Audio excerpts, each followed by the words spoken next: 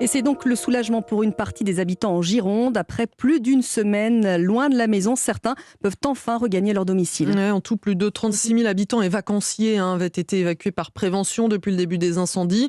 Les feux ne sont toujours pas fixés, mais ils ne progressent plus. La préfète de la Gironde a donc autorisé un peu plus de 10 000 personnes à regagner leur logement dès hier soir dans le secteur de Landiras. Et ce matin, à Cazaux, près de la Teste de Bûche, Stéphane Place. Pas question de prendre le moindre risque, c'est ce que répète la préfecture depuis les premières évacuations. Alors le feu vert donné ce matin aux 4000 habitants de Cazaux pour retourner chez eux à partir de 9 h montre qu'à défaut d'être fixé, l'incendie de la Teste de Bûche, 7000 hectares brûlés, est désormais très bien contenu par les pompiers. Retrouver sa maison tout à l'heure après l'avoir quittée précipitamment dans la fumée il y a 9 jours, c'est pour Michel à la fois un soulagement et beaucoup d'émotions.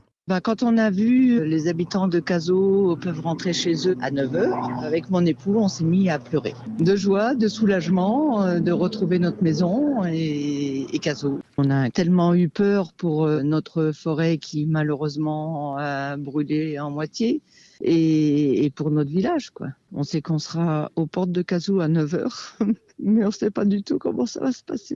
Cazaux va reprendre vie ce samedi, tout comme Landiras, Villandreau, Noyant, Léojats, Budos dans le sud de la Gironde. Le second feu de forêt ne progresse plus. Les flammes y ont tout de même dévoré près de 14 000 hectares. Et là, contrairement à la Teste, c'est bien l'hypothèse criminelle qui est privilégiée. Hier soir, la procureure de Bordeaux a ouvert une information judiciaire et 10 enquêteurs de la gendarmerie multiplient d'ores et déjà les investigations. Les précisions de Stéphane Place pour Europe.